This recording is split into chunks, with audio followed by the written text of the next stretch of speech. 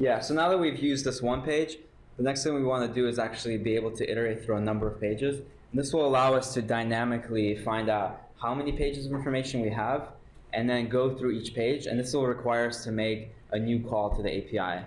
So before we do that, I want to restructure this a little bit and start to consolidate some piece of this code that we're going to reuse a lot. The one thing we're going to use a lot is the function to get the data, right? That URL lib stuff. Where is it? This one? The stuff that's actually getting the code.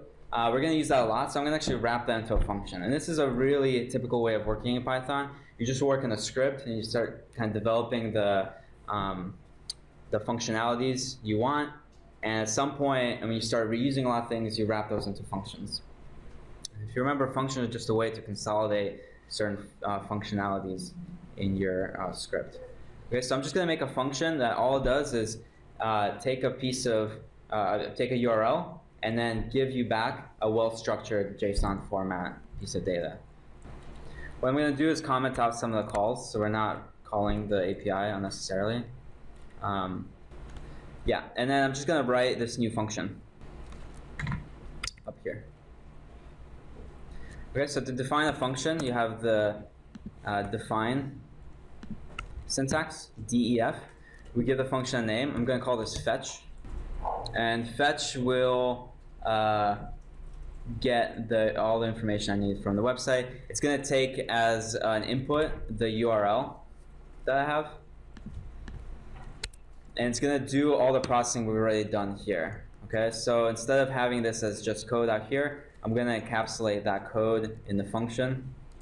So now I have fetch, it takes a URL. You see here the URL, this will reference this input. It doesn't have to reference anything in the outside code. It just takes this input, puts in here, and does all the same exact stuff we're doing. But because it's a function now, we're going to be able to reuse it more and more. So now data is the response. And I'm going to actually put the JSON functions also in this function because I never really care about the raw data. I just wanted to take a URL and just give me back a JSON format. So to do that, I'm going to move this JSON import up top. You see the imports tend to move to the top because you want to make sure they're imported before you use them. And I'm going to put in this JSON parse data into the function. Okay, so I'm just like kind of grouping all these functionalities. So parse data is what I want now. I'm going to actually export that or return that parse data out of the function. So after I get it, I do return parsed data. Okay, so it's a very simple function. It takes the URL, it gets the response, converts it to raw data, and then converts it to JSON and gives us that JSON parse data. Okay. The other reason I'm putting this in a function is because there's a very important thing as we start to reuse this and call the API a bunch of times. We need to put in sort of a safeguard into this function to make sure we're not allowed to, or it's impossible to use this function too many times before we get kicked out of the API. So in here, after I do all this, I'm going to put in a time delay.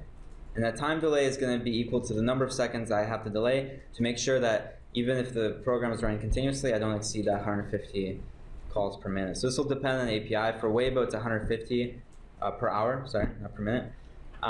So if you take the number of seconds in an hour, which is 3,600, divide that by 150, it means that you can make a call every 24 seconds. So all we have to do is put in a delay command, and it's called sleep. It's a part of another library called time. And time will have a lot of time-based functions that are really useful. So I'm going to first import time. Just going to add it onto this imports here. And now I'm going to do time.sleep. And in here goes the number of seconds that I want to delay the program. And I'm going to put 24 seconds, right? So this will ensure that I never go beyond. What this will do, every time I want a piece of data, I get it, but then it's going to pause the whole code and wait to make sure that if the next call is right after it, it's never going to exceed it. And these are really useful things when you do anything with the web. So that's another kind of reason that I want to wrap this in a function to make sure that I have this safeguard built into it. Okay. And now every time we want to get some information from Weibo, all we have to do is call this function with the right URL.